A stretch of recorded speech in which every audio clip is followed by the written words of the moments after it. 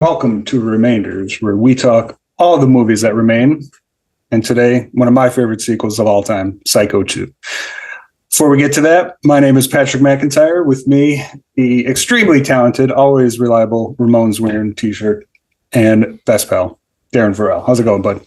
Going great, Pat. Great to see you today. And I'll tell you what, I am excited about Psycho 2. I believe it or not, as much as I'm a Hitchcock fan, I had never seen the sequel to Psycho. And I have a feeling a lot of people back in the day didn't really want to see a sequel to Psycho. You know, it's like, it's not done by Alfred Hitchcock. And the first one blew everyone away. And, you know, what could a sequel really bring everybody in the audience that they hadn't gotten from the first one? Yeah, I don't think I know how much of a Hitchcock fan you are. And I mean, this movie's not directed by Hitchcock. Obviously, it's a sequel to one of his most famous movies. But like you're saying, this movie is not, I wasn't around for it when it came out, but nobody wanted it. Nobody was asking for it. Wasn't well received. I myself didn't see it until this year. So that's why I'm very excited to talk about it. And from the sound of it, I think you enjoyed it just a little bit. So, oh, hell yeah. I mean, you know, the thing about like films that are aging in the times that we were, you know, growing up and stuff like that, I was like, they're all kind of kick-ass because they're all kind of campy, you know, they all have that weird sort of 80s vibe, which again is cool these days. You know, Maxine just came out and was like a slam dunk with that same kind of vibe. But I will say that I was also like pleasantly surprised by the plot. It got a little twisty at the end that I wasn't expecting. But for the most part, yeah, like really, really, really good in terms of a sequel. And again, probably just written off because of so many reasons. But yeah, Anthony Perkins comes back. And then we also have Vera Miles having her role as Marion Crane's sister back in this one. So yeah, really interesting how they tied all the characters back together. We definitely will have a lot to get into. But yeah, for anybody who hasn't seen this, Psycho 2 is a sequel to the original Hitchcock from 1960. This came out 23 years after the original movie. So it really is a true legacy sequel.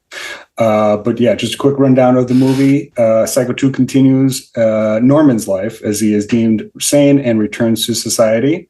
Although he seems like he's getting along fine, notes from his mother start to appear, and we start suspecting that Norman may be returning to his former self. But is he being manipulated? This is what I love about this movie. It basically asks that question the whole time. As the bodies start piling up, we're left to wonder what's real and what's in Norman's head.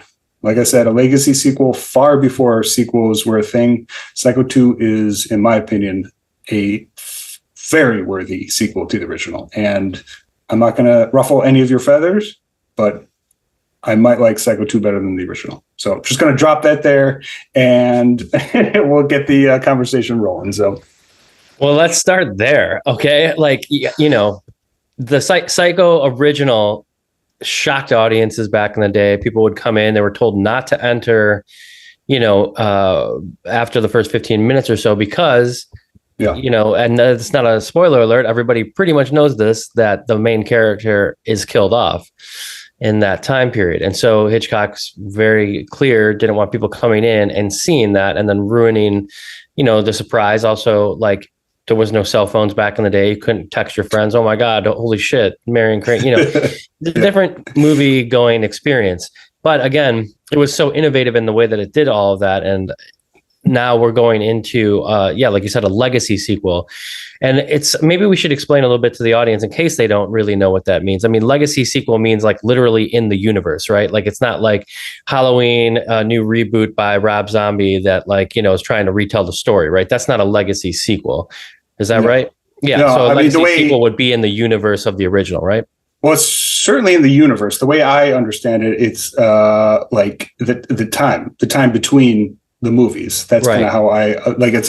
This movie came out from a generation later from the original. So that's kind of how I've always kind of viewed legacy sequels. That's why, I mean, okay. So a lot of the language. Well, the David Gordon Green ones that he put out are supposed to be legacy sequels, right? Like they're supposed to be like a direct, you know, sequel from that.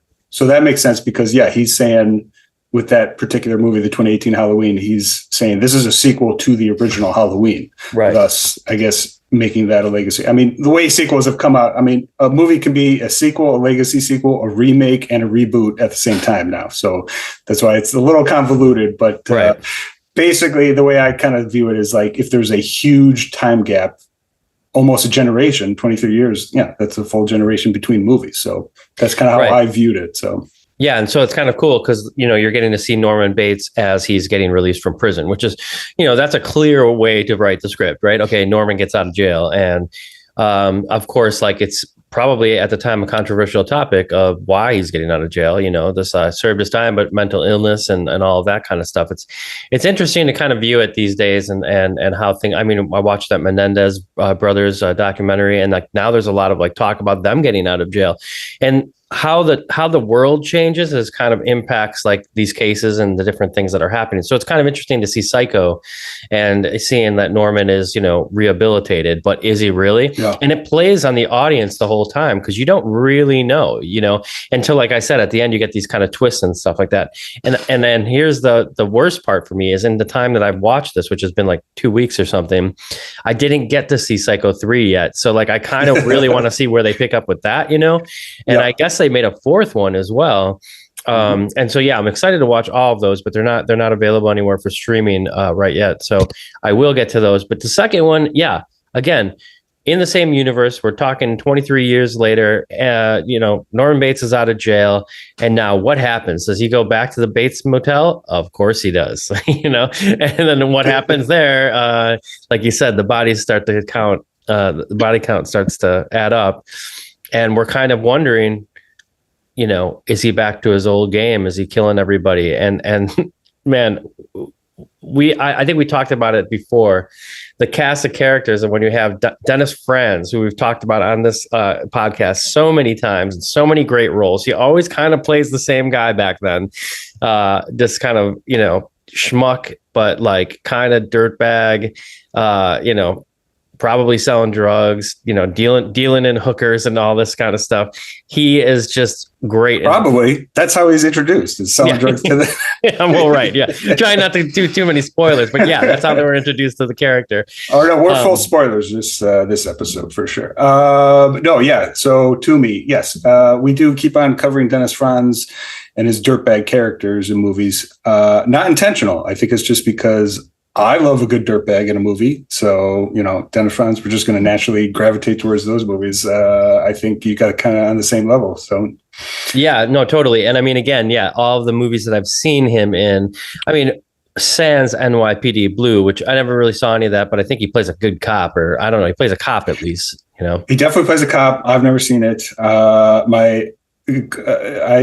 My relationship with that is the extent is that's the picture that George from Seinfeld uses to comb his hair. There's a scene when George is doing his hair and he looks backwards. There's a picture of Dennis Franz and he's like, "Oh, that's how I do my hair." So, and it's him in front of NYPD. I remember there's like the scene in NYPD Blue that was like controversial at the time, and it was because like they showed Dennis Franz's ass, and I was like, "Who wants to see Dennis Franz's ass in a TV show NYPD?" But they did, and they showed it, and I guess it was a pretty amazing TV moment. We don't see any full frontal Dennis Franz in this movie, but again, yeah, like Blowout, it's kind of the same role. It's kind of like you just could take that character that he was in Blowout and put him into Psycho 2. And really, he's really great at it. I mean, we do get him literally calling Anthony Perkins a psycho in this, and it's even better than it sounds. Yep. Yeah. Calls him a loony, calls him a psycho. Okay. Yeah. But yes, maybe taking a step back. It really is going to what you were saying. This movie plays with the audience. Like you said, everybody and their mother, no pun intended, knows what happens in Psycho and that Norman is the murderer and that he's pretending to be his mother. That's not, and especially 23 years after the original, this one coming out, it's like an entire generation grew up knowing what Psycho was, who was the murderer, and what it means and how it ended. And so you can't really repeat that or follow it up, but what you can do is play with audience expectations. And that's what I love about this movie. You're constantly second guessing first guessing, second guessing. You're never quite sure what is real and what is not. And I've watched this movie like 5 times now this year, and it just gets better and better and better in terms of repeat viewings, understanding that, like, is this voice actually real, or is it one of the characters pretending to be his mother? Is this note real, or is he written by somebody else, or is he just visualizing it? Was this one murder actually the other person? We do kind of learn that it is, but at the same time, there is 1 or 2 that are questionable that it could be Norman. The entire movie just plays with your understanding of what's real and what's not, and what's in Norman's head and what may be real. And it just is such a slow burn with that it just gets better and better on each viewing. Yeah. Well said. And I wonder, so I don't know what happens in Psycho 3, but I wonder, do you know if they pick it up like right from the end of this one? Because it ends with you still a little confused, I think. This is a good time for merchandise spotlight. This is my Psycho box set that I've been enjoying, this 4K box set that I absolutely love now. Look at this. Watch this. This is for, if you can't see this, I'm pulling this slipcover off of this box set. And this beautiful thing. All 4 movies. So yes, I've watched all 4 now. All the sequels, only seeing them for the first time this year. They're from different writers, different directors, 2, 3, and 4. Anthony Perkins actually ends up directing the 3rd one. And it is, oh, nice. It is certainly the craziest of all 4. And that's why I do like it quite a bit. It takes in a different direction. Again, this movie, so Psycho 2 is written by Tom Holland. He wrote and directed Fright Night from the 80s. He wrote, cool. He directed the original Child's Play. So he was the screenwriter for Psycho 2 that we're talking about. And Richard Franklin, the Australian director, he directed Road Games, a movie called Patrick, which I actually haven't seen that one, but I know Road Games is awesome. He was the director, and it really was those two working together that made Psycho 2 such a special psychological thriller more than a horror movie. Yeah, it's good to hear. I that there's some pretty big heavy hitters in the movie business, putting this thing together. Yeah, totally. And so 3 and 4 kind of go off on their own. I mean, like I said, Perkins directed 3. It's really crazy, really out there. It's not as good as 2, but I like it quite a bit. And 4 is basically, it was a TV movie.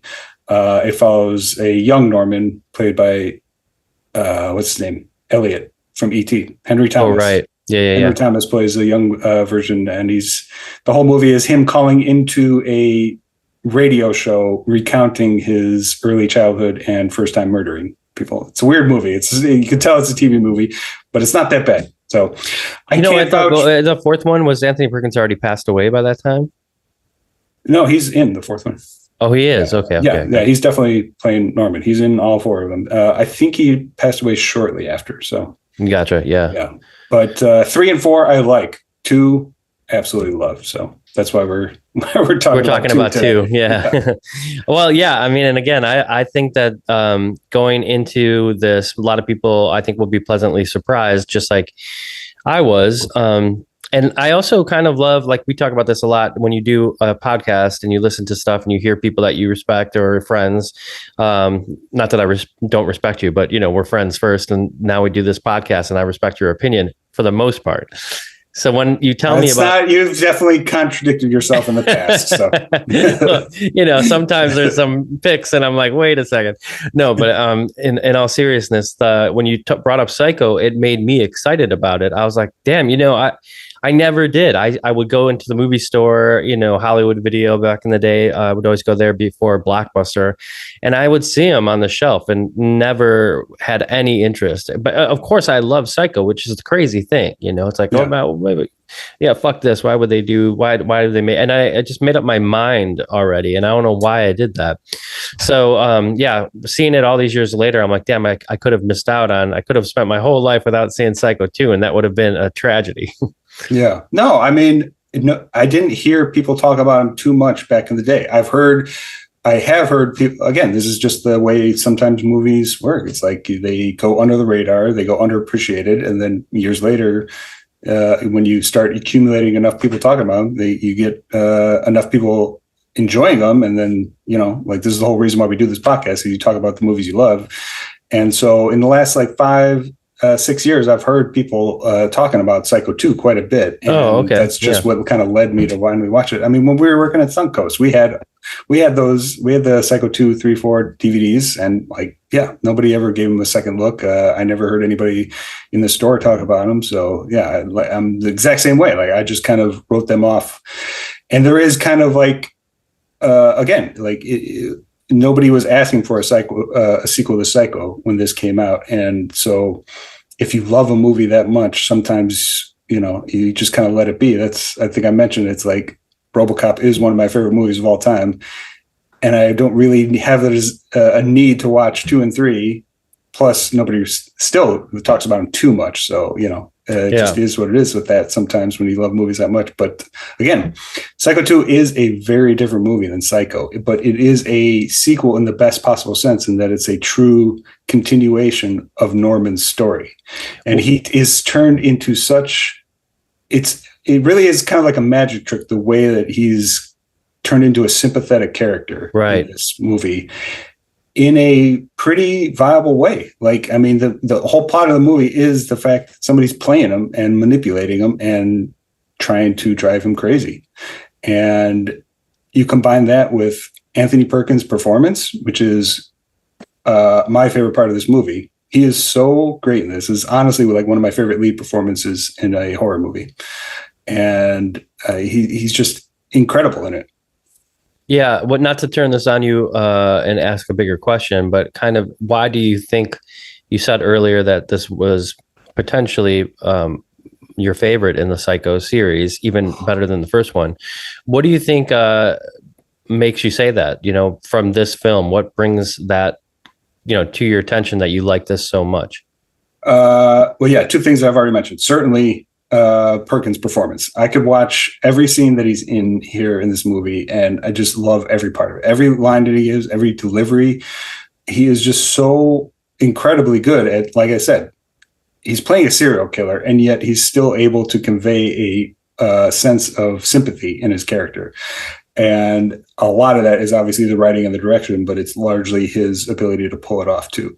And then the other part, like I said, is just the rewatchability of it. Is that every time I've watched this, it just gets better and better and better. Like I said, because the whole point of the movie is to make you wonder what's real, what's not.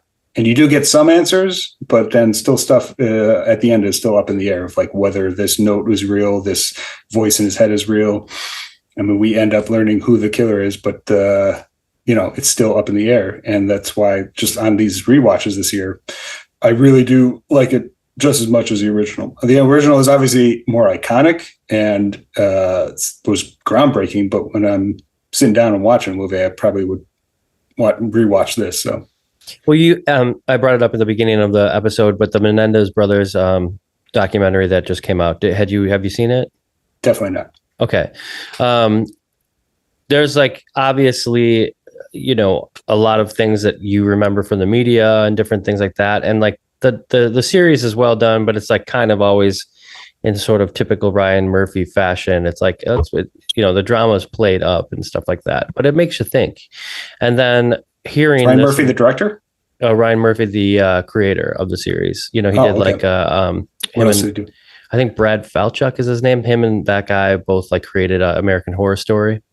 Oh, okay. And they kind of create all of these series, but, and they did the Dahmer one as well.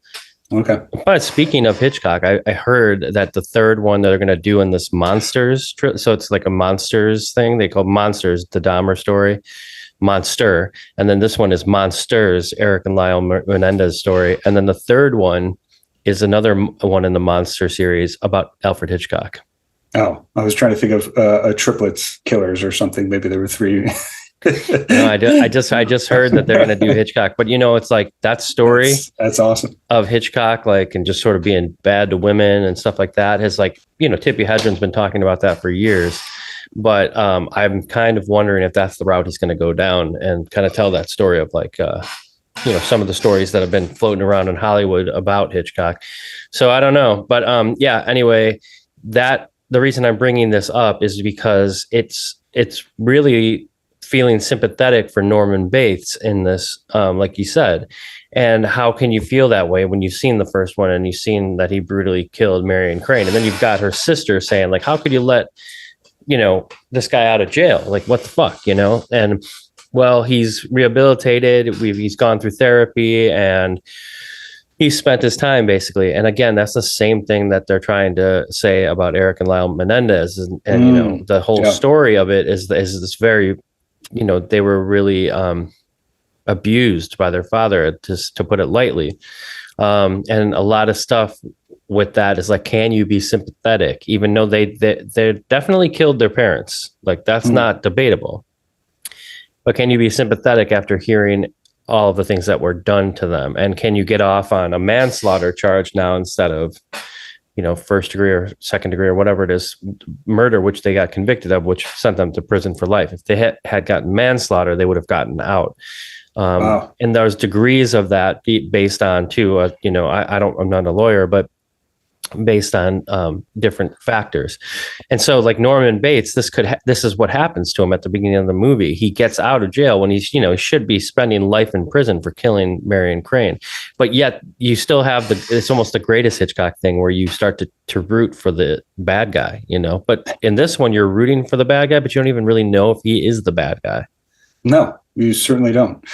No, that's awesome. You're talking, because I knew that documentaries existed. That's pretty much it. I really didn't know that the continuing story of the Menendez. Well, there is a documentary, but the one Ryan Murphy did is I just to differentiate the two. The one Ryan Murphy did is like a fictionalized. Oh, yeah. Okay. But yeah, it's total coincidence that we're picking this one with that timely comparison. So yeah, that's interesting. But yeah. So I mean, just really to lay a little bit more of it out. Yeah, Vera Miles, the sister of Marion Crane, she's immediately opposing his release, and he ends up going to work at the diner. He goes back home, working at a diner, meets Meg Tilly, who is amazing in this movie. Meg Tilly, Jennifer Tilly's sister. She was not really on my radar too much. I hadn't seen her movies. She's awesome though. Yeah. She's so good in this. And I know she's in a couple other high profile movies from around this time, but I haven't seen them. But she largely stepped away from acting, and I know she's a writer now.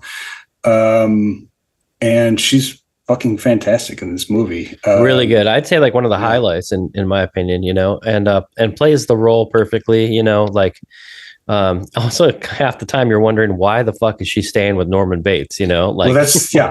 And, again, spoilers, we're giving away everything. So we're just going to dive into it. We learned that, we're like, why would this person be so cozy with so it's like he's working at the diner and everybody knows who Norman Bates is. I mean, small town, Yeah, small town. He's getting dirty looks from some people, not everybody. Some people are nice. Definitely Dennis Franz. Yeah. And so, yeah, you do kind of questions like, why is she okay with staying in the room when she knows who's gonna be staying in the house? And I mean, it turns out that she's basically the one implanted from her mother, Vera Miles, to drive him crazy. And so this is a whole plot. The whole movie is a plot to make Norman question his own reality, which makes for a great movie, but it still is a pretty shitty idea from Vera Miles. It's a bad plan. Well, you don't, you kind of don't think that Vera Miles the whole time, like Marion Crane's sister would go as far as she does, Yeah. But I do think it's brilliant writing. I think it's a well-written screenplay. It's a shitty plan, but it's a good screenplay because the screenplay knows it's a bad plan, which is why it doesn't work out. So it's like, so that's why it works so well. And again, there's so many layers to it. You don't know, you end up rewatching it and you don't know which voice is real, which note is real, what's he hearing, what's he seeing. And and it really is Meg Tilly's, their relationship. I mean, she identifies with Norman because she has the overbearing mother too. She ends up kind of like forming a connection with him, and she's the one who's like closest to him and has the most sympathy for him. It obviously develops over the time, but like they have that scene where she's comforting him in the bedroom, and she's like reminding him to think of all the good times, and he talks about the grilled cheese sandwiches that his mother made. I mean, it's like such a great scene. It's almost like I said, it's like a magic trick the way you're able to like have this sympathy for this character, and it is just great writing. But again, back to Perkins' performance, he's incredible in this. Yeah, and there's little moments where he's like, I don't keep any knives in the house or whatever, but there is one, of course. But like, you know, you see his fear of like being around anything that like will remind him of the danger of what he has done in the past, you know? Yeah. So there's little moments like that add up to make you, you know, add to the sympathy that you have for him. He's got that when they're first sitting down, he makes one of the sandwiches and he stumbles over the cutlery line. He's like, oh, I've got some cutlery. Yeah, it's so good. Cutlery. Yeah. I mean, again, Perkins. He tried a long time to escape the role of Norman Bates, but he eventually went back to it, and I think I'm very grateful he did for this. So. Well, I mean, you know, he had a really great career before Psycho too. You know, I mean, he was an up and coming, really well received and talked about actor. But I mean, you get a huge role. He is Norman Bates, though. So, yeah, well, he always will be. Yeah, that's what I'm saying. Like, I think for a while, like after Psycho, like he was not interested probably in us doing reprising the role. I mean, I think they were making this movie with Christopher Walken. Actually, I think that was the actual intention, and then they finally got him to return. Well, he would have been actually pretty good too. You know, it is. I mean, it would have been I think a lower budget movie. I think it was. Certainly didn't have the pedigree with, like you said, like Tom Holland and Fritz Franklin, but I know Christopher Walken was kind of the person they had lined up to do the movie. It might have even been like a TV movie, like I said. Yeah, you know, it's interesting too about the TV movie thing.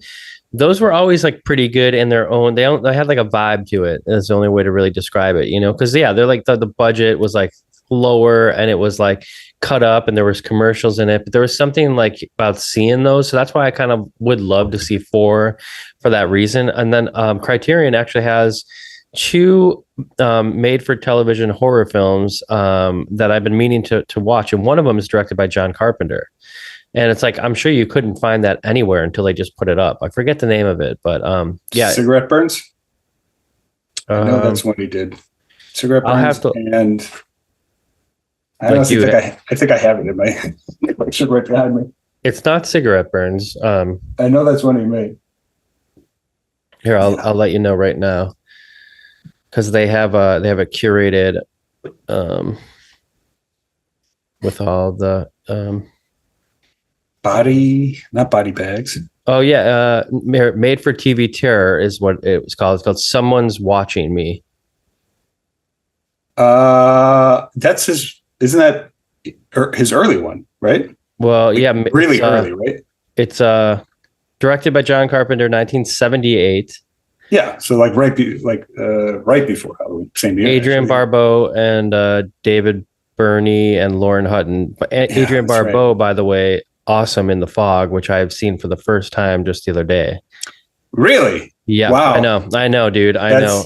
I mean, no shame, but yeah, Fog is low key one of his best ones. It's all ambiance.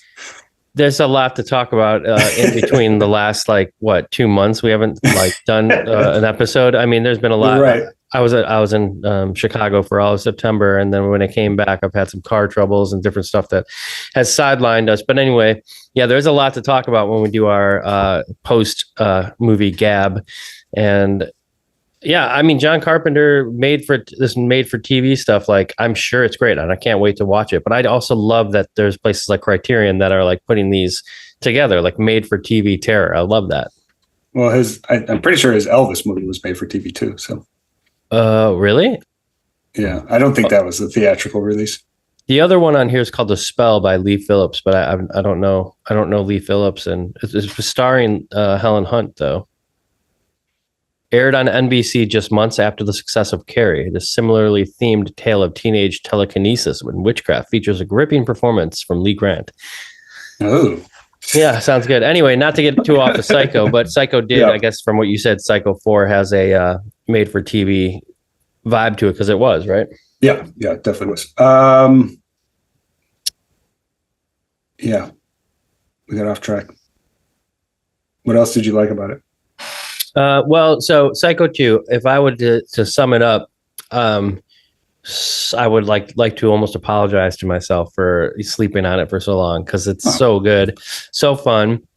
And I also think like it's aged super well. And like you mentioned, yeah, the performances, like there's times in there that it's kind of like it could feel campy, but at the same time, it's like, where you are, who these characters are, and it just makes it really grounded because of that. And then I think it also is a credit to the writing. So everything that you're mentioning about this, like, I think the story for me at the end of the day was the biggest shocker, that like it wasn't going to be just Norman Bates like killing people all over the place, which is like the easy go-to.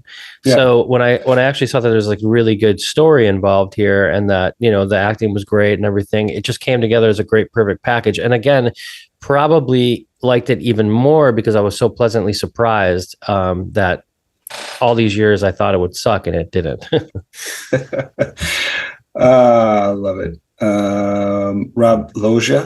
Rob Loggia plays his psychiatrist, and kind of the coolest psychiatrist that you're ever going to have. That guy's such a character actor too. You see him in everything. It's odd. Yeah. Big. I mean, I have like an image of him because I saw him. The first time I ever saw Robert Loggia was in this movie called, and I still haven't watched it as an adult, is because a movie called Innocent Blood. It was like a R-rated, almost comedic horror vampire movie. It was like sounds great. Yeah, I mean, it sounds. I'm forgetting his name. He's in it, but Rob Loggia plays like I think maybe a mafia guy, but he ends up getting bit by the woman who's a vampire, and so he becomes a vampire. So he's like this gruff guy, and then I just remember his vampire scene when he like actually has the fangs and starts like biting people's necks.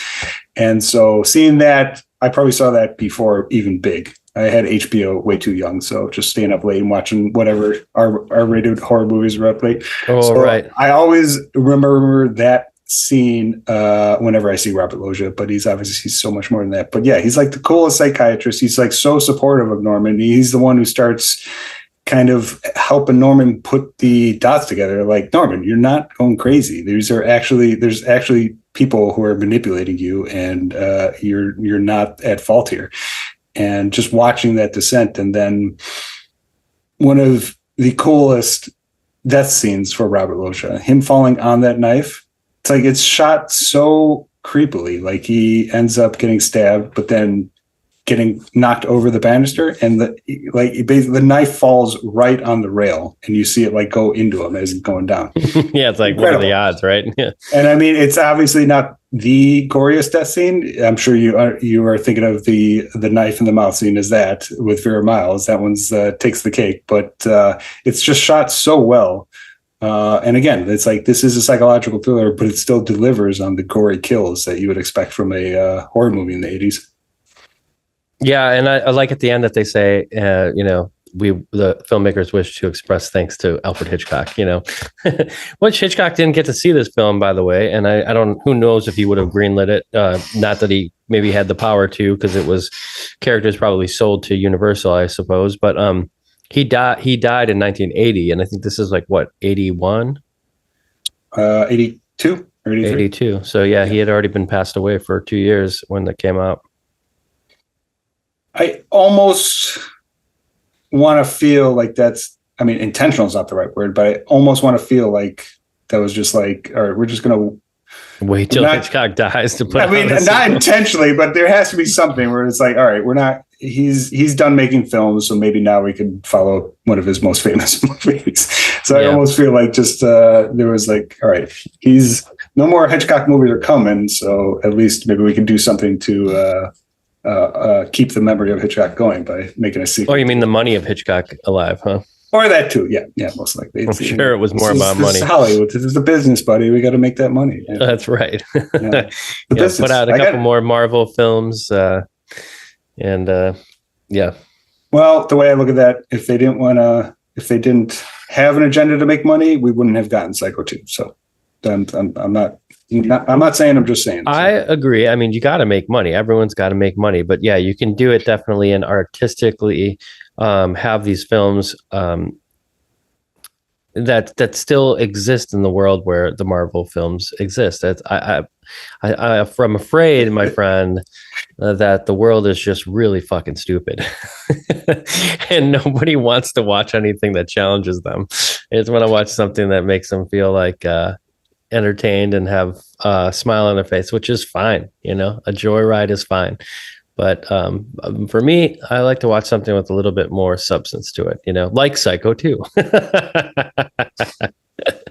Yeah, Psycho 2, I'll get behind that. Okay, so on this last watch, I was listening to the music, and there was a scene that I was like, this sounds a lot like the score from The Burbs.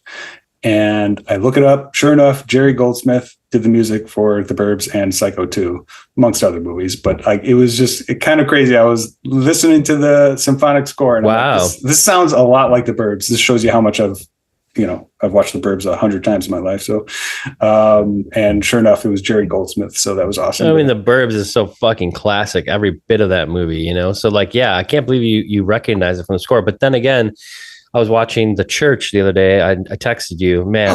That looks movie. incredible. You gotta see it. You gotta. It's one I've seen images of. Like, I knew the name when you texted it, but yeah, I definitely didn't like. It wasn't on my radar that much, and I wouldn't have watched it. So, but it's definitely on my list to watch it now. So, well, I'll pivot to. I don't want to. If you know, are we done talking about Psycho? I don't want to. We can wrap it up. I just want to say again, Anthony Perkins, one of my favorite performances, and I'm so happy that you enjoyed this, because I genuinely do. It has been one of the most pleasant surprises this year, checking this movie out, because I think it is a absolute worthy addition to the original Psycho, and I think it plays like such. I love 3 and 4. I like 3 and 4, but as a true continuation of the story of Norman Bates, watching this movie, or watching Psycho and Psycho 2 back to back, I should probably watch Psycho 2 like in black and white, just for the experience. Yeah, totally. That would be cool, actually.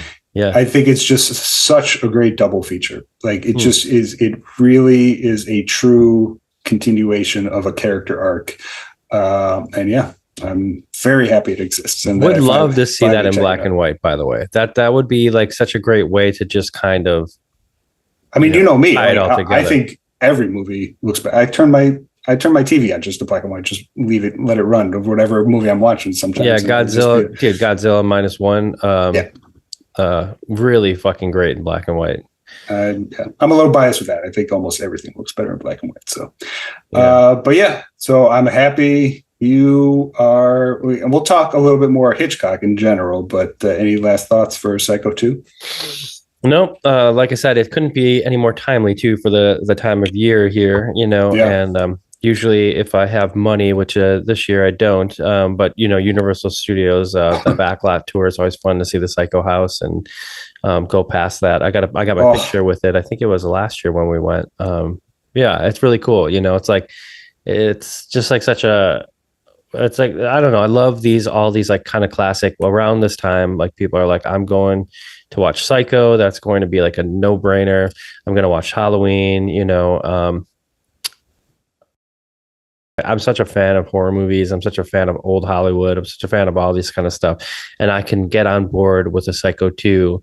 And I can be, as an adult, a little bit smarter about my choices than I was, you know, as a kid, a snobby kid who thought, oh, you can't do anything with the Psycho franchise because it's a one and done, which I was wrong about. So,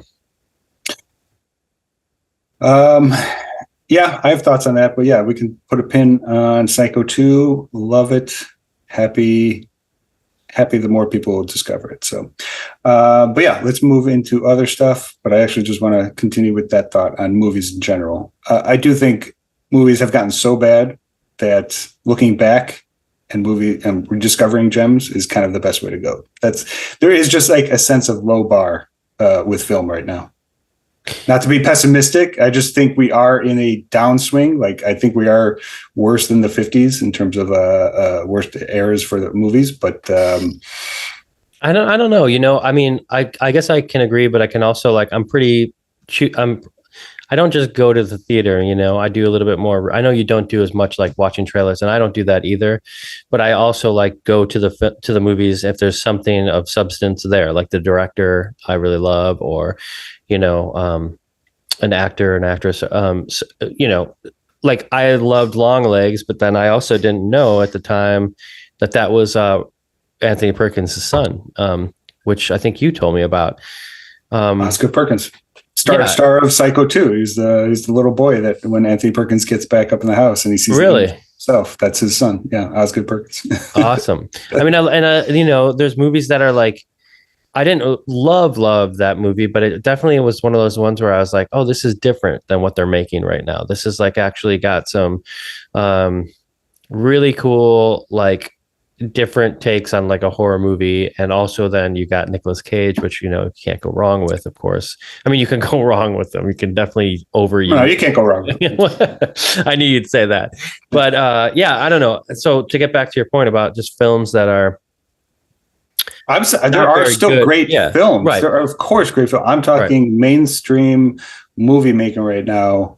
For the last 10 years has been so bad. The bar has been so low that like the ones that, like something like Top Gun Maverick, it was good, but like it fucking ruled. Are you kidding? Yeah, I love Top Gun Maverick. But again, like it was, the bar has been so low that when something like that comes along, you think it's like the best movie of all time. Oh, gotcha. Okay. But here's the other thing. In 97, you would have gotten like 10 movies that were as awesome as Top Gun Maverick. But now we get like maybe one or two. Fucking Armageddon, dude. Yeah.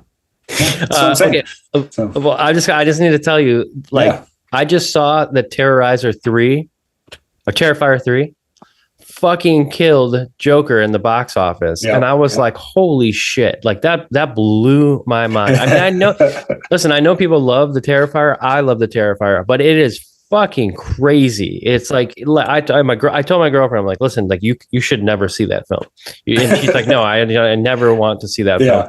But I mean, and I had to be like kind of like serious with her. I'm like, no, you really can never see that. Like you can't unsee the Terrifier once you see it. So the fact that a movie like that beat out the second Joker film, which was like, huge bomb, full of Oscar winners, and it just bombed so much really harder, good. So it just bombed so bad that. Have you seen? I've seen both now. So I had a day. I know you've talked about Terrifier. I hadn't seen any of them. So in one day, I watched all three movies. Did you fucking love it? I actually really like them a lot. Huge fan. I mean, what I think I like the most about it is that it is, I mean, just for one, just having a new horror icon franchise killer. I'm just always going to support any type of burgeoning franchise killer, throwbacks to the Friday the 13th or Halloween, anything with that. If that exists, even if I don't even like the movies. It's hard to do. That's what I'm saying. So it's like so rare. It's like we haven't really gotten many of something like that. I mean, one could argue that Maxine is, because like it's Mia Goth basically in the same kind of role, but again, not the same. Something. I mean, horror. We like our tropes, and to have the trope of the walking character serial killer who just keeps on coming back in movie after movie after movie. To have Michael Myers come back for 13, 14 movies, to have Jason come back after all the movies, there's something very comforting about that. And like I said, we just haven't had much of that. So any of that, I'm all supportive. But I really like 2 and 3. And I mean, they were long movies. These were like 2.5 hours. 2 was like once I saw 2, I was like, whoa, nailed it. Like they had it dialed in for 2. Yeah. One felt more like almost like a prototype. Like it was just like almost like this is what we could have. Like it almost then it was like strictly on the Terrifier character in 2 and all that. Yeah.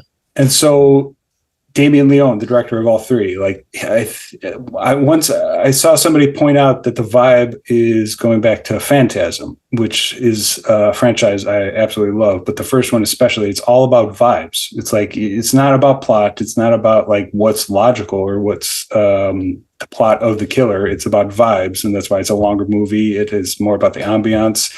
And I see a lot of that in Terrifier 2 and 3. Like I said, they're both like almost 2.5 hours long.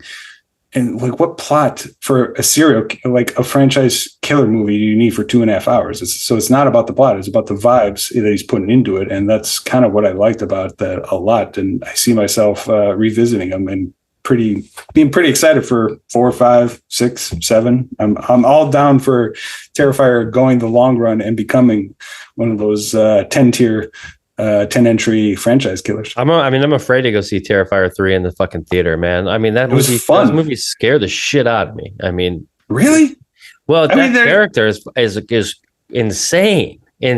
Like, and the deaths and the but you watch crazy horror movies. I mean, crazy horror movies your whole life. You should be desensitized. Feels more real somehow. I don't know. Yeah, I can see that. I mean, there is a modern sensibility to it, like a real world sensibility to it. Right. For instance, like the church, there's some shit in there that's fucking disturbing images, but some of it doesn't look necessary. It's like it's almost like creature effects, like nowadays when you're doing stuff with like Terrifier, like I know there's like a blend of everything probably in that movie, but everything just feels more real.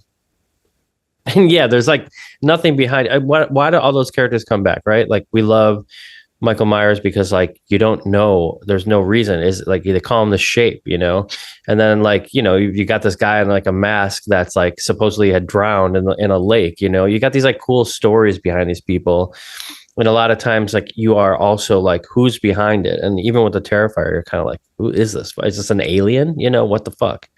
I mean, I love David Thornton Howard, I think is his name, who portrays Art the Clown. He's such a good actor. Like, it's a completely silent character. He's right? Not saying or doing, or he's making no sounds or anything, but he's expressing so much with his face. And they go more into that in the third one. Like, he gives some looks that are absolutely terrifying and hilarious. It's kind of like Haxon. Remember when we watched that and covered that? It was like silent film stuff. You're right. Hell yeah. Hell yeah. Absolutely great. But like, he gives some hilarious looks in this third one. I had an awesome time watching it. Okay, then can we just like, then you just saw the Joker the same day, or? No, I didn't see it. I saw that the week before. I was not that excited for Joker 2. Like, I was fine with the first one. It was like, it was like a Scorsese homage. Like, it was all right. Like, I was for it. So I wasn't really even like that excited for the second one. But when I heard they were doing a musical for the character Joker, which is like, it makes sense to me. Like, the Joker, the whole point of the Joker is that he's having a good time while being a psychopath. So it's like inside of his head, of course, it sounds like a musical. So like that sounded great. And then like it just kept on getting closer, and like it was released in, I forget which film festival, like a month before it came out, and everybody hated it, and it just kept on getting all the bad press, and so it bombed hard.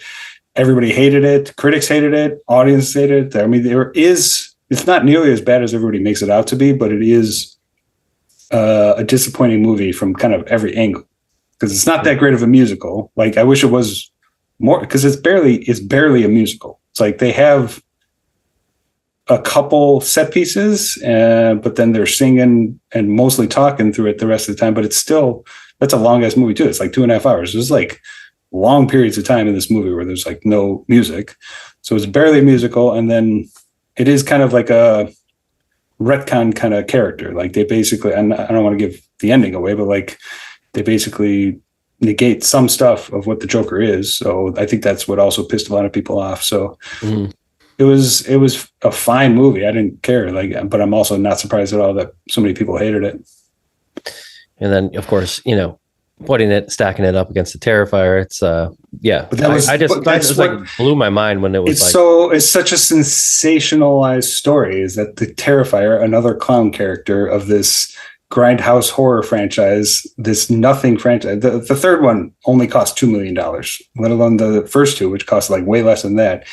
I mean, that's what's like, that's the type of movie, like, I'll go see it again just to support it, to support horror movies doing well in the theater. Totally. I will always want that. I always want horror to do good. Horror is the most timely genre. Horror will never go away, because it's always the movies. Speaking of business, it's always the movies you can make cheap and can do really well.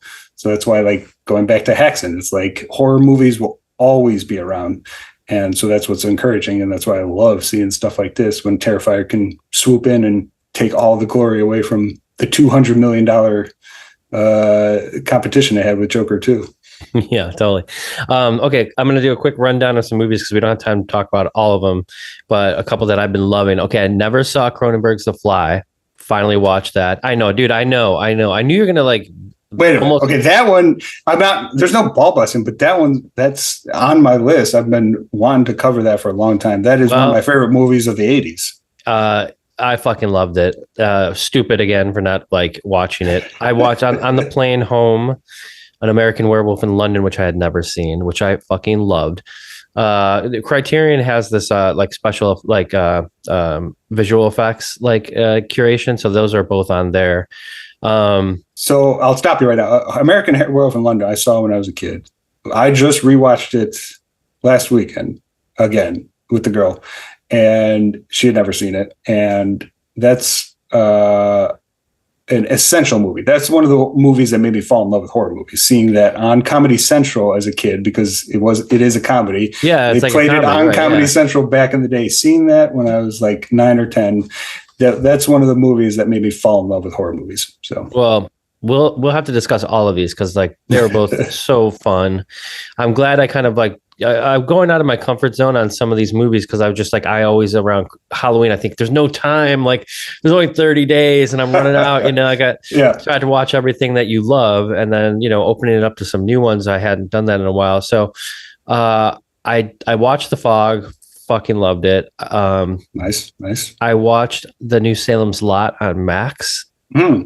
Which so I haven't seen the new one. I've never seen the original. I know that's like a TV mini series. Yes, exactly. And I had never seen those either. So I don't really have anything to compare it to, but I did think it was really well done, the new Salem's Lot that I saw. I did read the book a long time ago. It's a Stephen King book, right? To sound pretentious, I did read the book, but never saw the movie. So yeah.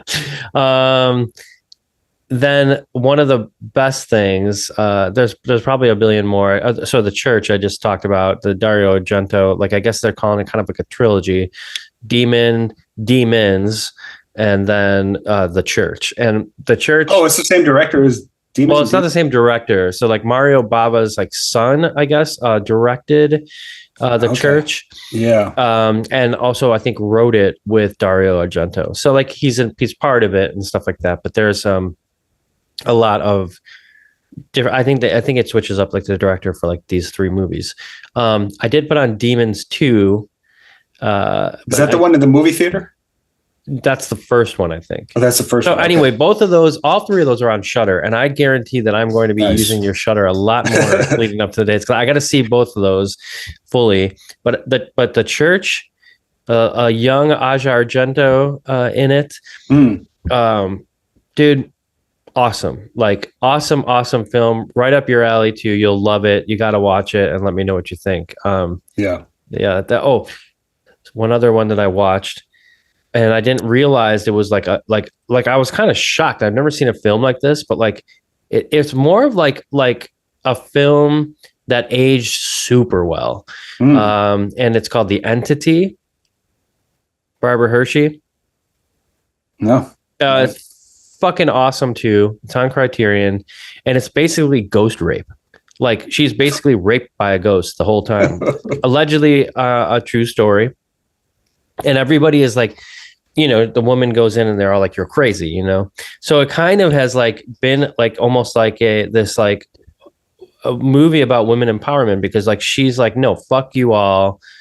Like this is happening to me, but of course no one's believing her and all thinking she's crazy and wants to send her to a psychiatrist. But dude, like Barbara Hershey getting raped by this ghost over and over, it's brutal. It's hard to watch, but well acted. So that's another one that I'm highly recommending here for our Halloween hits. And then the best thing ever.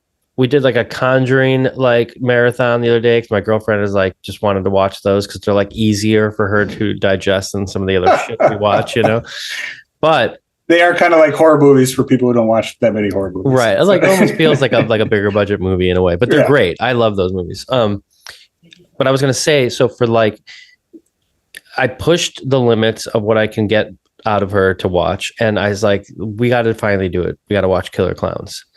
And she's like so afraid of like the clown shit and stuff. And we watched it and she had so much fun. She loved it. It was her first watch for Killer Clowns. And I got to tell you, like, as a guy who has loved that movie like my whole life, it was so fun to see like her like getting the jokes and just like enjoying like, you know, the campiness of it all. So that's my fun October so far. That's beautiful. I mean, I'm very jealous of your October, discovering all these. You named off like 3 of like my favorite movies of all time. So like, that's fantastic to hear that. Yeah. I mean, speaking of that, like Killer Clowns, like, and American Werewolf in London, like discovering horror comedy as a child, a little bit of Tremors, you know, just Tremors, so good. Just kind of having that, like learning that as a child of the 80s and 90s. It's like discovering horror comedy was pretty pivotal for me. And that American Werewolf in London is a unique one. And that one kind of starts. It's John Landis, you know, director. Yeah, you're right. You can totally tell too with like the thriller and stuff like that. I mean, it's most known for easily, I think, the best transformation scene of all time. Because like you did know that he did all that stuff where like he did Thriller with Michael Jackson after that. And that's why what I was trying to say, like the similarities of that transformation stuff. Yeah, Rick Baker, obviously iconic with that, but then juxtaposing that with like, I still remember as a kid seeing the direction wise of like, he's just got this scene when Bad Moon Rising from Creedence Clearwater is playing, and it's just a whole montage of him just being bored. And I just love the song so much. That's how I discovered Creedence as a kid. And just watching that scene and just seeing the director like take his time with this character who's just bored and playing this great song, and then cutting right into the greatest transformation scene of all time. It was just like such a pivotal movie for me. So happy you saw it. So. Oh yeah, totally. Well, yeah, more to come because we're not done yet. But man, I wish it would last forever. I love Halloween, and man, the Terrifier stuff is cool that you saw that. Anything else you're seeing before we move into our picks of the week? What have I been watching? I went to go see that. So the Chicago Film Fest is going on, and Joel Potrykus, Vulcanadora, right? Vulcan Isadora.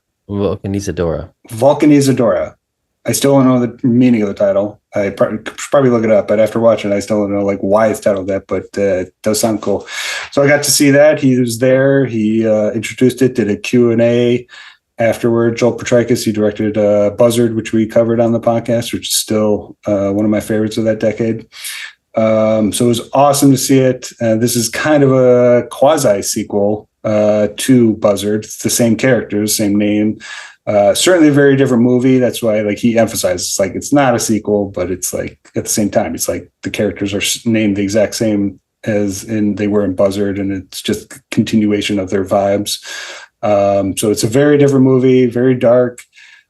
Absolutely loved it. It's certainly as he mentions, like his most personal and kind of darkest movie. And it does go to very, very dark places. It's about 2 people. I won't give anything away in this one because I want everybody to see it. But it's about the 2 of them continuing with the pact that they made. And it's a meditation as they just walk into the woods and continue their pact. So that's all I'll say about it. Absolutely loved it. And that same night, I actually saw him at the Music Box, because that was the same day as the Music Box of Horrors, the 24-hour fest. He had the Alchemist cookbook play, and then he did a Q&A. So I only showed up for the second half. I went to go see Jaws at midnight, so I got to see him in the day. He went over to the Music Box, saw him there, told him how much I loved the new one and his movies. He was super nice. And then, so got to watch Vulcan Isadora and Jaws. Did you tell him that we covered Buzzard? I did not tell him that. I should have, but I didn't want to. I don't know. I know. I get it. When you meet people like that, it's like I don't know. But I wish you did a great job, and I'll just leave it at obviously, that. Josh Bird knows, so Oh yeah, Josh Bird's fantastic guy. I love him. And I mean, the 2 of them. Actually, I wanted to mention, the way he talked about filmmaking, he compared it to being in a band. And I thought you would have really liked hearing this and his kind of strategy and philosophy on filmmaking. Like he said straight out, I don't really like making movies. It's a pain in the ass process, but he keeps on using the same people, like on the same crew. So he's gotten to the point where he's made multiple films now with basically the same crew. And every time he makes a movie now, he says it feels like we're just part of the band getting back together, going on tour, do it. Everybody knows their parts. Everybody knows what's expected of them. Everybody knows like what they're going to contribute to the last stage of it. And so like, yeah, it was just so inspiring. And I loved that for him. Like understanding like this is the world that he's made with his own personal crew, his own personal band. And instead of making music, I mean, he's still a musician, but he's getting together to make these hard to movies, do. So hard to find the right people that can do it that way. You know, that is amazing to hear. And I'm sure I haven't seen the new movie, but I'm sure it comes out, you know, in the final art, you know, that's always the best. It's like to find that rhythm and stuff like that. Sometimes it takes a while, but it sounds like he's kind of right off the bat. He's just had his people, and they all love getting together for that one to make that one great song, you know. Yeah, he said it was this is the first movie they actually had permits on, so so it just adds to the experience. So, but yeah, that's what I've been watching. Been just continuing Walking Dead, a little bit of Twin Peaks. Saw Marky Ramone while you were here. We didn't talk about it. You've been in Chicago. We've got to enjoy some time. The Scissors came back to Chicago and reminded everyone how much Chicago's missing without the Scissors and rocking the Cobra Lounge. If you were there, you know how great it was. So, but yeah, it was awesome to see you guys get back together, and we got to hang out a little bit outside of that. Yeah. And I was, you know, I thought I would be there. I was there an entire month, and I thought it would be enough time, and it really wasn't. You really booked hard. yourself solid. Like you were pushing yourself with the schedule. Where I'm just like that's you know, that's where we kind of compliment each other. Like I would not book myself that busy, but I know you thank like God it you were around the block, you know, like so we can meet up for coffee and again we see a movie at the Music Box, which we saw. I can't believe we're not saying this. We saw Vertigo in 70 millimeter, which was playing at the Music Box while I was there. That was amazing to be able to see my favorite movie together at the Music Box while I was in town. Yeah, like that. It was a flash, but it was long as hell too. You know, I got a flat tire. You know, thank God my brother gave me his car to borrow. Otherwise, I wouldn't have seen any family. You know, because like as you know, the suburbs are basically like a different planet when you're in Chicago. Got to see a lot of Cubs games, and yeah, playing with the Scissors was fun. You know, when I did it and I put it together, I was like, I don't know, like I was so up my ass about stuff like towards the end of that band. And then I did the Eulogize EP, which like I really, really wanted to say something, and I really wanted kicks ass, by the way. Thank you. Thank you. I think it's like one of the best works of art I've ever done. But I really thought about that one, and I really wanted to do all of the instruments, and I wanted to do everything myself. I wanted to kind of like this time do it completely opposite and say, all right, I did that. I've done it kind of all with that band. This time I just want it to be like, I wrote a song, and like per usual, it always comes from some place that I'm feeling or something that's happening in my life. So with my two kitty lovers that passed away, I just had that in me, and I had something I wanted to say, and I thought I could use it in the vehicle that is the Scissors. So I wrote the song, sent it to the guys, and said, hey, we don't have to do this. I don't even care if you guys want to do it or if you like it or whatever, but I'm just going to throw it into the universe here. And if you like it and want to do it, we can put this together. And so like, that was like kind of a last minute thing where I was like, it would be nice to hear what a song would sound like with everybody contributing. And of course, at the end of the day, everybody, you know, kind of was like, no, it's good. It's perfect. Like, let's just do it how we want to do it. But of course, instrumentally, they put their own take on it, which made it like a true like Scissors song. Because yeah, Eulogize is all me. It's all my parts. It's all thought up by me. This was really like a full collaboration, which I loved. And that's the best thing. Maybe what you're saying about Potrykus and you know, about putting a band together. Man, I thought I thought I wanted to do this art and not have anybody around and just live in this bubble by myself, because I got so burned out on working with people. But it's more so in like my, you know, real job kind of life was where I got burned out on it. And then the bands kind of like imploded at times too, because we were younger and, you know, didn't really know enough. And so I've been doing that for so long that I've kind of just like really missed collaborating with people. And there was really really nice to do that. So anyway, yeah, that's in a nutshell my entire time in Chicago. Big time bonus being right next to Graceland Cemetery, because I pretty much walked in there every day. It was awesome.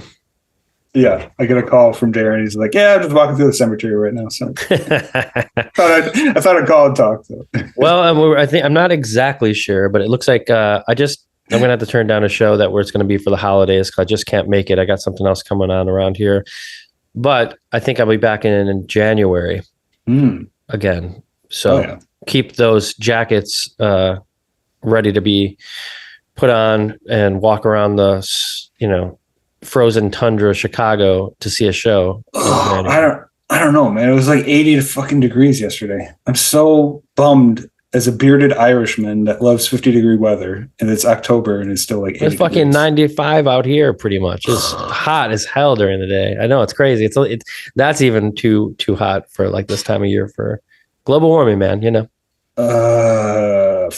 man. The older I get, this is my hot take, no pun intended. I just fucking hate summer so much. So done with it. I love the vibes of summer, but I just don't like this bullshit. I'm stubborn with my beard though, so I'll take the blame. But yeah. Yeah, I mean, you could shave that thing off. Probably be like 20 degrees cooler every day. I don't know. Yeah, but it's like almost become part of my personality. I don't know. We'll see. I think people would be like fucking blow up if they saw they watched this on YouTube and saw you without a beard. I think they'd be like, "Whoa, well, who's that guy? They got a new host." When was the last time? I have not been clean shaven in like 3 years now. I think that was the last time I did it.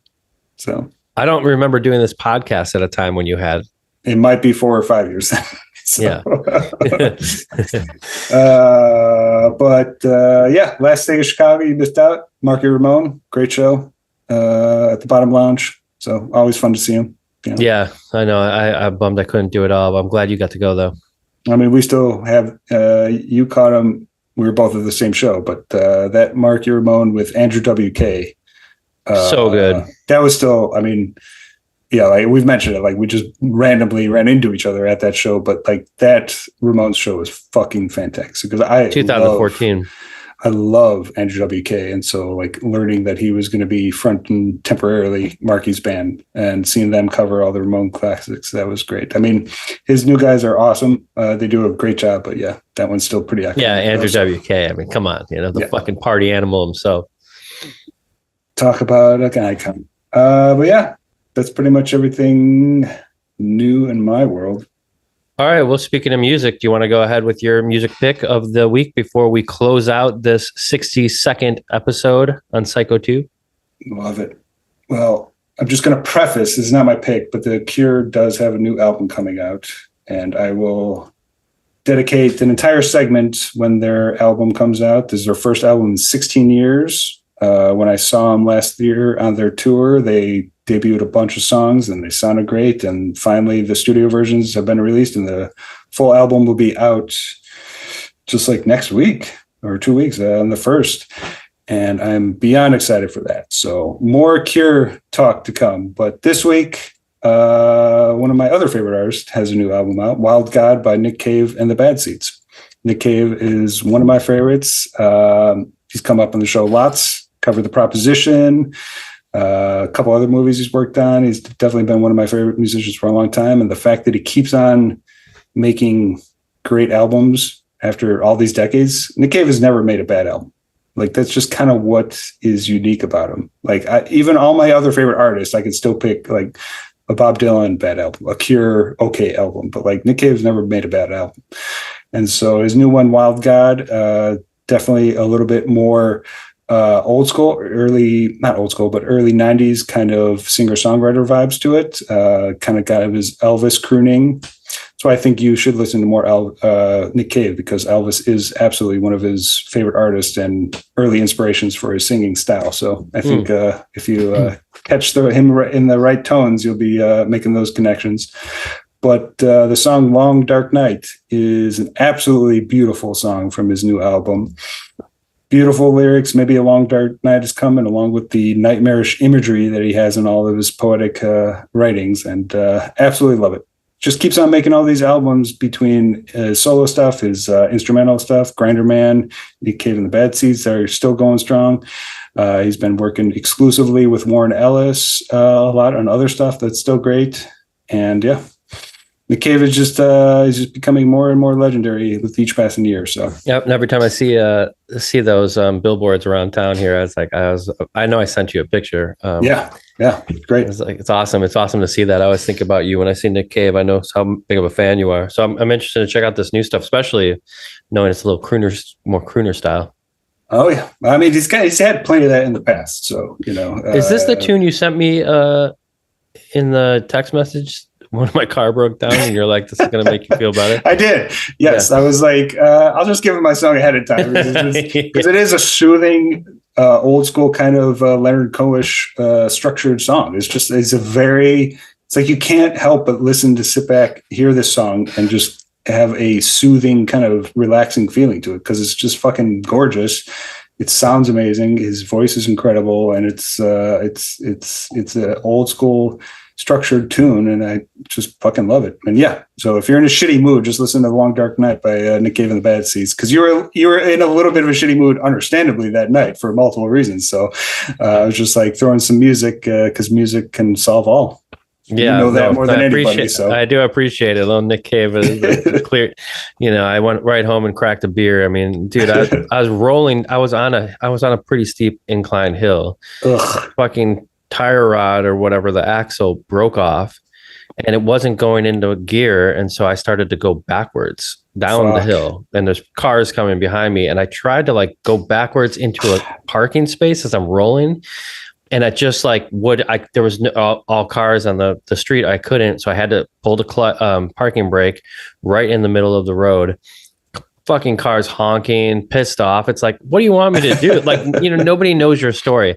For anybody out there that's still listening to us here, just do yourself a favor and like try to have a little sympathy for people who are on the road and they have their flashers on, because like literally you don't know what's going on. They could be broken down and they could be going through a fucking shitty time, which is what happened to me. And then of course I'm also pissed because that car is so old. It's a 2007 and I'm trying my best to not buy a new car, so I have another bill to pay.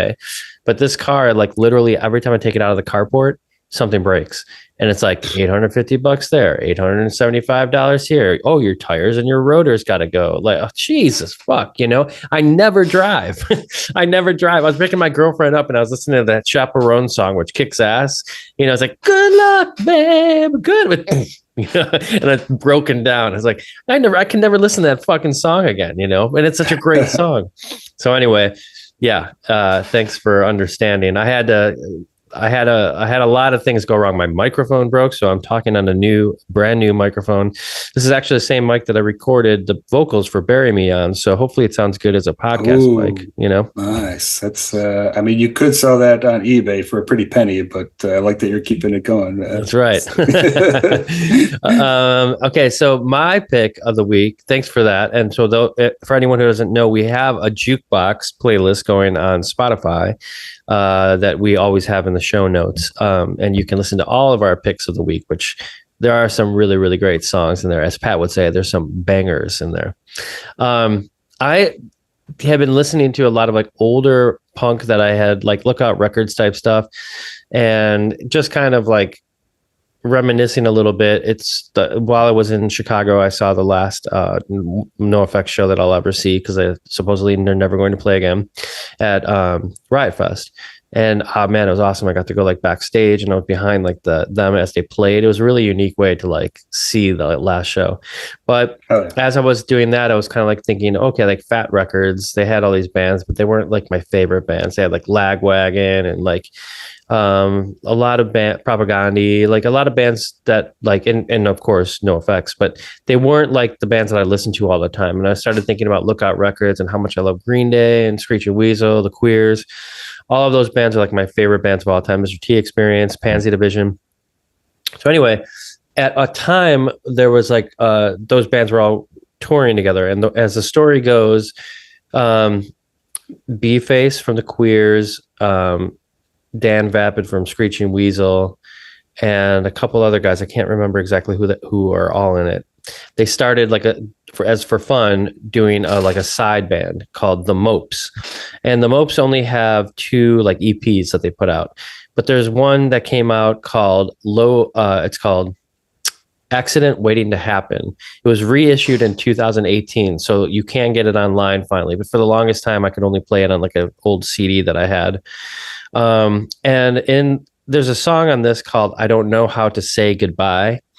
And this is like one of the times when I was like listening to music where I just was like, man, I want to sing. I want to do harmonies like this. And it was a pretty influential record for me, and songwriting, and I'd say just like vocals in general and how they're layered, and how like I definitely think this was around the time like auto tune was starting to happen and stuff like that, because they're pretty fucking pitch perfect, like amazing. But there's the song has like a fade out, if I remember right, and it kind of just like builds on the vocals at the end. It's just saying over and over, I don't know how to say goodbye to you. It's also got this like vibe of like, you know, I want to break up with you, but I just don't know. I like songs I don't know how to say goodbye to you. So cool for a lot of reasons. Also some cool history behind it, and a lot of like the favorite Lookout Records players it's kind of like a super group in that way. So I mean, you know me, I love a good super group. So yeah. Oh yeah, you sure do. Oh my God. When a super group goes hard, that's my favorite thing in the world. What was the film where they all came together? Oh, I also watched Poltergeist 2, which is never seen before. Poltergeist 2, pretty fucking good, by the way. And that has super group in there, music wise. That has a super group? Yeah, like, or like it has like a rock, like let me see. So I've never seen Poltergeist 2. I've seen a few people mention it recently, I think on Letterboxd. So that has been on my list. But you're saying there is a super group doing the score or soundtrack? Yeah, there's a soundtrack. I think it's this movie. Maybe I'm wrong. Maybe I'm wrong. I can't remember, but there's like, I would just watch it and like the credits said like songs by blah, blah, blah. Maybe it's something I watched on Criterion now that I think about it. But anyway. All right. Maybe it was. Such a tease. Yeah, sorry. The horror supergroup. Yeah, right.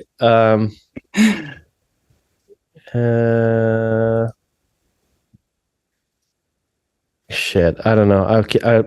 I don't know. Anyway, if I think about it, I'll text you. And everybody who's listening, you're shit out of luck. I can't remember, but it might have been Poltergeist 2. I'm not. So sure. It's set in a like a high rise. No, that's 3. Oh, that's 3. Poltergeist 3 is set in like John Hancock building. Oh, okay. Yeah, I know people like Poltergeist 2 quite a bit. Yeah, I haven't. Again, it's a series of sequels that I have not seen, which I probably should. Poltergeist, the original, played at. That was the 8 a.m. movie at the Music Box of Horror. So, oh damn, yeah, they probably feel like that's a good time for everybody because like everybody's seen Poltergeist. You know, it's like a lot of times they have like in the daytime some of the movies that are more obscure. I think. Love it. All right. Oh, you know what? The Mopes. Accident Waiting. I got to take this out. Hold on 1 second. Hello. Hey, Greg, what's up?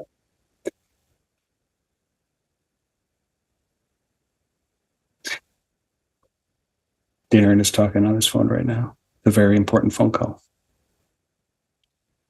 So we're going to keep you here updated on this serious situation. No, that was a phone call I had to take because it's about my car getting fucking fixed. So, I was talking to the audience. I was telling them how serious of a situation it was. So. Oh yeah, you're like, if you could see Darren right now, he's having a very serious call. I was giving them a play-by-play update. So you know, about just FYI. His face just dropped when he found out how much the fucking car is going to cost. So anyway, yes, I do have to leave. Hear it. You couldn't hear it, but he threw his phone at the wall. So right, and he now has transformed into the Terrifier. Darren is having a tough night. Yeah. No, all's good. Thank God it's fixed. But yeah, Everybody like and subscribe to our podcast and buy our merch so I can afford to fix my car.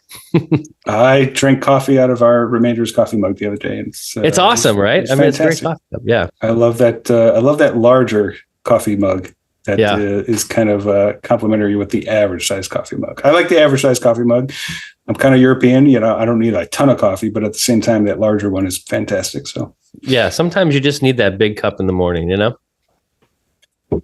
I'm kind of, I grew up listening to Folgers. That's the best part of waking up. So I'm a capitalist person. I just hear that when I wake up sometimes inside my head. The best part of waking up is Folgers in your cup. Marketing. Well, yeah, I do have to cruise. I have to go walk over there and get my damn car. So, hey, everybody, this has been Psycho 2, and we're back. And I promise I'm not always this late to the game and taking 2 months off. I apologize about that, but there was a lot going on. So, hey, Pat, thanks for not giving up on me. Hey, audience, thanks for listening. Thanks for staying with us. We love doing this. If you've got anything that you want to contribute to Psycho 2, please do in the comments. We always love to read a good scathing review of our podcast, but also we like the good stuff too. If you want to, give us a little love, we're cool with that too. Just get weird with it. That's all I care about. Get weird with it. Yeah, totally. Yeah. All right. Sounds good. We'll see you next time. And hey, go see some great horror movies in the meantime. Talking to my heart. Love it. See you guys. See ya. Bye-bye.